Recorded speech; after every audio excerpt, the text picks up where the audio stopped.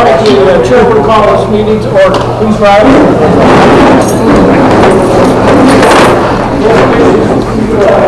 United States of America, to the republic which stands, one nation, under God, indivisible, with liberty and justice for all. Thank you all. Roll call. Brian, I ask you to help us with Yes. Knight. Here. Bott. Here. Winnie. Here. Woods. Here. Whalen. Yes. Very good, thank you. We have now tonight two minutes to approve, April 2nd and May 14th. Let's take the April 2nd first. Have you folks had a chance to look those over, and any questions, any changes, any? What? Pretty thorough. Yep. Yeah, I thought they were as well. Okay, very well. Let's have a voice vote approving those minutes, if we can. All those in favor? Aye. Opposed? They are approved. Next order is the minutes from the May 14th meeting. Again, any questions or additions or subtractions? Looks pretty thorough to me. Me too. Okay. Voice vote on that. All those in favor? Aye. Opposed? They are approved. All right. Thank you, Rebecca, for great job. Okay, I don't have any initial comments right now. We'll move into the hearing of Ryan and Christina McCrae's. Let me just kind of give you a little background just so everybody remembers. Ryan was here at our last meeting on May 28th, at which time he sought and was granted a height variance. At the time, through discussion back and forth, he learned that his structure needed, the size was an issue, as well as the ability to install a toilet in the facility was an issue.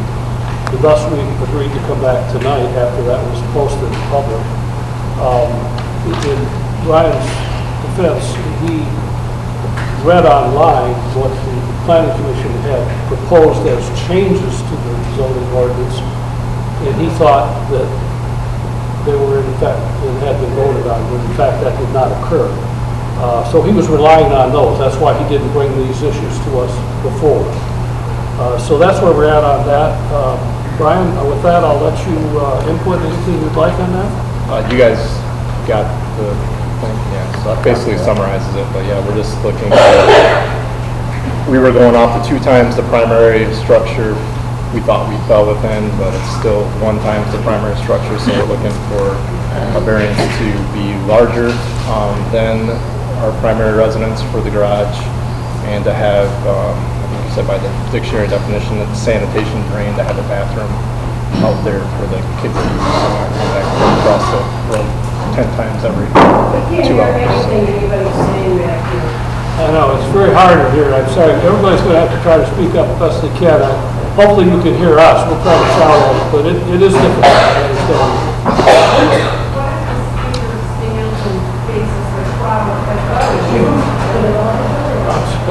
I'm sorry, I can't hear you. Quick. Trying to stand so that maybe, he can project his voice out to the crowd as well. Sorry, I wasn't planning on this big of a crowd for this. No, we originally came for a variance to build a garage across the street from our house, and then realized that what we had online was not approved yet by the board. So we were planning on being within the 2 times the primary residence for a garage size, and it's not been approved yet, so we're just over the 1 times our garage size, or our primary residence size for a garage.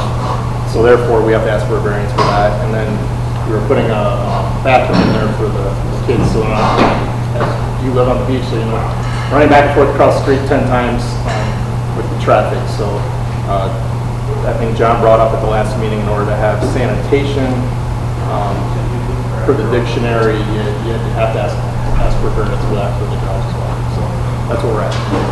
Okay. We can move into board questions. Ryan, I have just a couple. First of all, what is the size difference between the house, the square footage, and the Just garage? over 500. About 500 Yep. square feet? Yeah. Okay. And the If it bathroom- wasn't, if we were going off what we thought was approved, we were like 1,800 square feet less.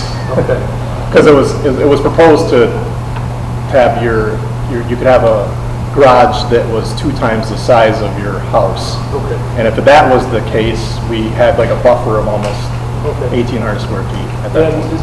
the structure's gonna be 2 stories, is that correct? Yeah, on the one side, yeah. Over on one side, okay. And the bathroom that you're proposing is on the ground level, is that correct? Yeah. And you understand, I know you do, that you can't live there. Yeah, no. Just because you have a bathroom, you cannot live there. It's not permitted under the ordinance. No, it's literally, well, you know, we have 6-year-olds and we just don't want them running across the street. No, and I understand that, I'm aware of the area, and it can be very dangerous for the kids to try to cross. It's very narrow and there's brush that hides it, so, yeah, I understand what you're saying there. Yeah. That's all I have. Anybody else have questions or comments? And what is the proposed use for your second floor? It's basically gonna be a big game room, storage. We got a room for like storage up there for bins and everything, and then the kids to play.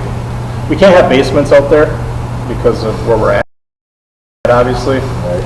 And so it eventually will be a place for the kids to play ping pong or whatever else they're gonna do. The second floor isn't finished or anything. It's gonna be just kind of all open. So, I ask you because I mean, the ordinance, I can try to keep away from this, you know. yeah, no, trust me, I'm with the ordinance because I'm one of the ones that doesn't want people doing what I understand what the issue is with the bathroom and why you don't want it, because we don't want that either, but we also don't want to have to go back and forth all the time, so. And looking at, you know, your plans here, I mean, it looks like you have a kitchenette, you have also washer dryer hookup. Well, that's on the, yeah, that's just the bathroom down there. We're gonna plumb them for a stackable, and that's only for the purposes of, because we wash our boat all the time, we're gonna wash our boat in there. So like rags and towels for the kids from the beach and all that kind of stuff. So this is just what you're looking at that plan. That's on the first floor. So there's gonna be entertainment space down there. There's a little area for like a little bar with a TV over top of it. But yeah, we wanna be able to entertain out there as well. So it's a big space for the kids to play in and for us to kind of hang out while the kids are playing. I just, you know, we're getting so far out, and I'm not to say that other people haven't done these things with their barns or whatever the case may be, but just getting far from what the ordinance, you know, reads in regard to having a second or outbuilding or whatever the case. Once it's before walls are closed in, and you know, it's hard to people know what they want to do, right? Well, I can tell you at the original meeting, I told John this, I said, I'm just trying to do everything the right way, but I can tell you that I've been in multiple garages out there, and everybody has a bathroom in them, and everybody has a bar to sit in and watch football games while people are hanging out. So, I mean, whether they did it the right way or not, I don't know, but I'm just trying to do everything the right way is all I'm trying to do. I think what I think is important here to me as I look at this is that this proposed bathroom is on the ground level. It's not on the second level. I would be concerned, quite frankly, if it was proposed to be put upstairs. Yeah, well, That that's would not yet. get a bad signal to me, but the fact that it's on the ground level, I feel comfortable with that. Any further questions or discussion, guys? No? No, sir. Anything else you want to add?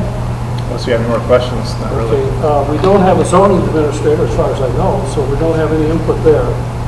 We do have it Introduce already. We do? myself, sir. Yeah? My name's Troy McCormick, and I am your Oh, zoning well, you know, they administrator. don't tell me these things. Well, it's a secret. Don't tell anybody. That's the best way to stay out of trouble. You got that right, but don't tell Oh. nobody. It's top secret. Well, we'll be pleased to hear from you. Do you have any thoughts on this at all? Sir, I just took office. I don't know this gentleman's circumstances, but I rely on you guys to know what we're gonna do to do the right thing. Okay. I'm glad you're here, thank you. No, I thank was you. concerned we didn't have one. Glad we do. Public input at this point, and this can be on anything, quite frankly, but hopefully you'll You know, focus in on the issue in front of us. But yes, ma'am, please, and if you'll speak loudly so we can hear you. Hi, I work on the beach at the office again, Brian. But having been out for 26 years, Ryan needs this. He has small children. He's in a very congested area of the beach. The kids play in the water, the sand, they get the towels dirty, the towels wet, dragging them back and forth makes zero sense at all. There are so many bathrooms, kitchenettes, bedrooms in all of these garages up and down the entire beach in South Lynn, as well as yourself, whether you know about them or not. And he's trying to do this the right way. So I came in support of Ryan to say that this is something that only makes sense. He has a beautiful home. He's one of the larger taxpayers based on the size of his home, out there, the investment he has. It would be a shame if this is not approved. Thank you. Any further comments from anybody, please? Yes, sir. I would just like to commend the gentleman for wanting to do everything right versus how unfortunately most people do it, trying to slip right the wire. But beyond that, no opposition, no further report. Yeah. Well, I personally do give Ryan a lot of credit for at least coming forward and not secretly doing what perhaps others may have done. So that bodes well for trusting that he knows that this can't be lived in and it's not intended for that purpose. So I feel good about that. Any other public comment at all, please? It can be on any subject at this point if you want. Okay, I don't see any more, so we'll move on. So at this point, the chair would entertain motions. And if I may, I would like to propose one, if I could. Okay? Propose away. Okay. I move that we approve the variance for the proposed building size as requested, and further, that we approve variance to grant a ground floor addition of a bathroom. I will second that. Okay, we'll have a roll call vote. Brian, if you'll help us, please. Bach, Yes. Windy, Yes. Woods, Yes. Whalen, yes. Knight. Yes. Very good, it's been approved. We'll officially register it. Good luck with your structure. And you're excused, you don't have to stay. I'll stay. Unless you want to. Here. For fun. Can't wait to come back. Okay. We'll move now into the second matter that we are called upon to deal with tonight. And that's the application of Steve Dennis. I do have some initial comments with regards to that, if you'll bear with me. Before we actually get into, did you want to grab a seat or? No, I'm waiting for you. Oh, okay. That's fine. Okay. I want you to be comfortable. Thank you. Before we begin getting into this issue, I want to be sure that we're all on the same page here. The applicant, Mr. Dennis, is seeking a variance to establish and operate a crematorium in District I-1, which, under the provisions of our ordinance, is not currently permitted. As such, he's seeking a use variance rather than a more common dimensional or non-use type variance that we typically deal with. Michigan's Zoning Enabling Act dictates the authority of a township to act on a use variance request. And we're governed by that statute. The statute provides an alternative part that a township board of appeals has jurisdiction to hear such requests if one of the following occurs. One, as of 2006, the township had an ordinance that contained the phrase use variance or variances from uses of land. Or two, before February 2006, that's the date that the enabling statute was put in place. Use variance had been used by the township. Our township qualifies under number 2. Our records show that Calhoun Township did in fact issue use variances before February 2006. Thus, in accordance with the state statute, we have jurisdiction to hear and rule on such requests. What remains is the procedure to be followed in deciding these requests. Our ordinance does not preclude use variances and is in fact silent on the procedure to follow. In this regard, the following is, in my view, noteworthy. First, The enabling statute, that is the state statute, states that the zoning board of appeals may impose conditions as otherwise allowed under this act. 2, our ordinance, call-calling ordinance, states the provisions of the ordinance are established pursuant to the Michigan Zoning Enabling Act. 3rd, our ordinance states further, whether the provisions of any other law impose more stringent requirements, the provisions of such law shall apply. In this case, Michigan's Zoning Enabling Act is in fact the other law that we're bound by. Under the Michigan State Enabling Act, for a use variance to be granted, 2 things are required, and we're required to follow them. First, there must be a 2/3 vote of the board. And we've got 5 members, so 4 out of the 5 have to vote in favor of the ordinance, or the variance if it's passed. And second, most importantly, the applicant, Mr. Dennis, must show unnecessary hardship. The problem with that is that term is not defined. It's not defined in the state statute, it's not defined in our ordinance. But, looking at our ordinance again, our ordinance says that terms not defined shall have the meaning customarily assigned to them. Now, by way of example, I note the following. When I Googled the term, it defined the term as where strict adherence to an ordinance completely deprives the owner of the reasonable economic use of the land. I was able to find a Michigan appellate court decision who, in the context of the case it was dealing with, or reviewing at the time, referenced the definition of the term as a situation where, in the absence of a variance, no feasible use can be made of the land. In accordance with our ordinance, each board member shall have to determine the customary meaning of the term before being called upon to hear and decide this case. It is only fair to the participants that our board reaches a consensus on the meaning for this case and future cases. So in that regard, I'd like to open it up for discussion, again, before we get to the issue. Before you open it up, can you repeat that last sentence? There was a truck driving through and I couldn't hear what you said. Last time. In accord with our ordinance, each board member shall have to determine the customary meaning of the term before being called upon to hear and decide this case. It's only fair to the participants that our board reaches a consensus on the meaning for this case and as well all future cases. Okay. So we got to decide that. So what I'm asking for now is some input. First of all, from Mr. Dennis, if you have anything to add, or his representative that's here, anything to add as to what you think the definition should be, give us some guidance. Anything?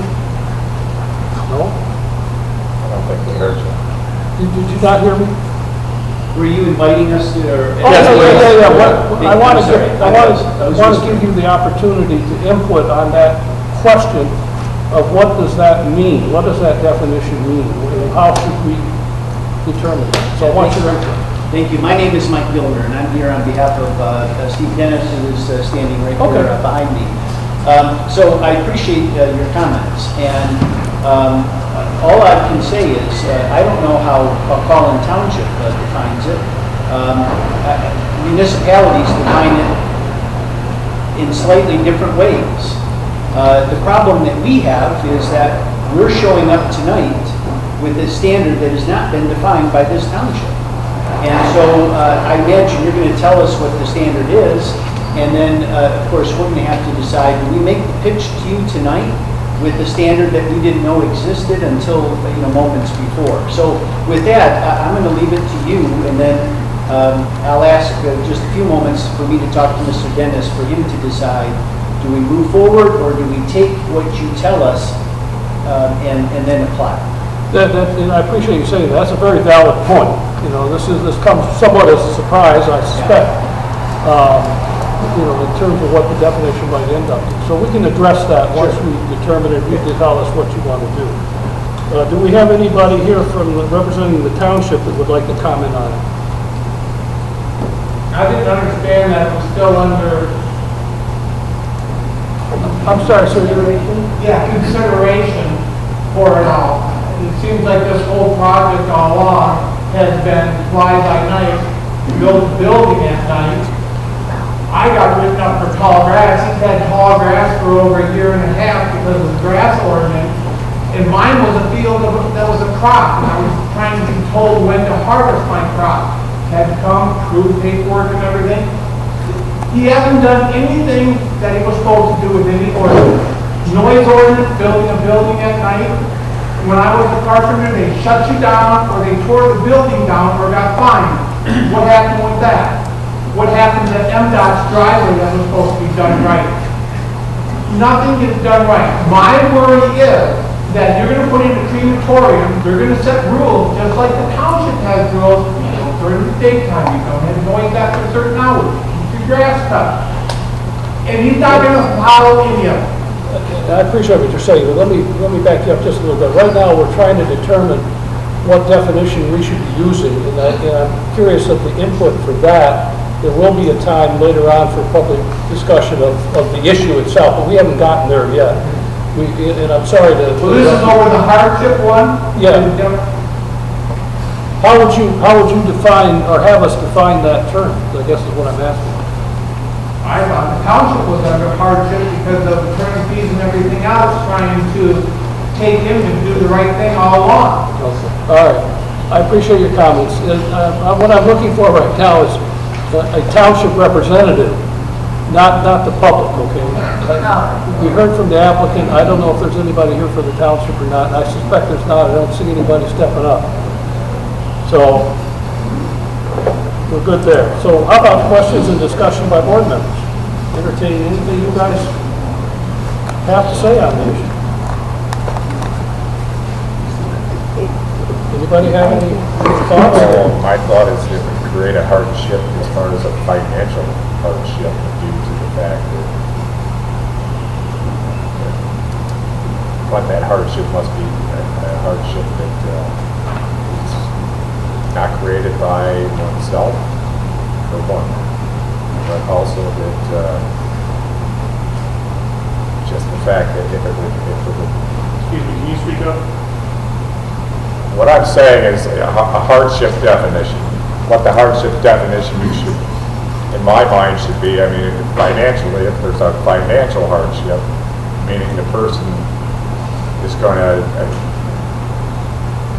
have undue financial burden due to not getting the zoning passed, or whatever the case might be, or the variance passed, and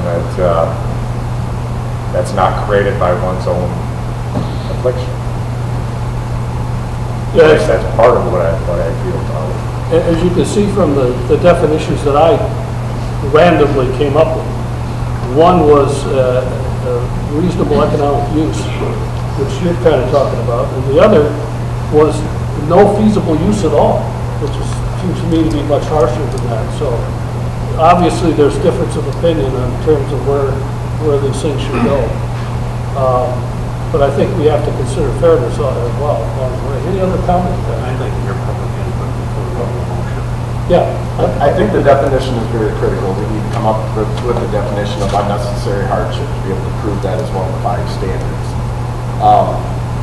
For there to be a feasible use of the land, there's much feasible use for the land. Was one at the applicant's? There's a choice to build something in an area that currently is not zoned for it and currently has no ordinance that allows us to do it. So it is something that, in my mind, was created, the hardship was created by the applicant, but we can still discuss this with the meaning of it and grant the use. So that's my opinion, but we still need to come up with the definition of unnecessary hardship so that we can grant the use variance or reject it. Any other comments from you guys on the board? Did you say you Googled it? I did, As far yeah. as what did the Google? Google's had the definition, deprives the owner of the reasonable economic use of the land. That was the definition that I got from that. But again, you can go to a dictionary, and like I said, it's whatever the customary meaning of the term is what we're focused on.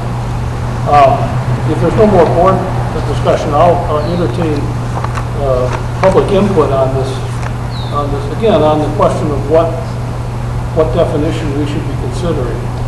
If anybody has any comment on that, I'd appreciate it. Go ahead, sir.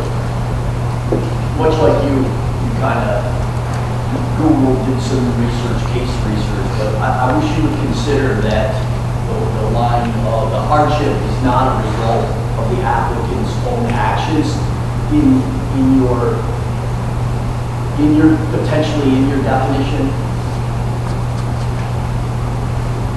In this case, Mr. Dennis wouldn't be in this situation had he not, in 2018, rezoned the property. He was an AR where this would be allowed. He rezoned it to light industrial in 2018. So, it's not that, I mean, it's all his own doing that he's not able to put it. Very good.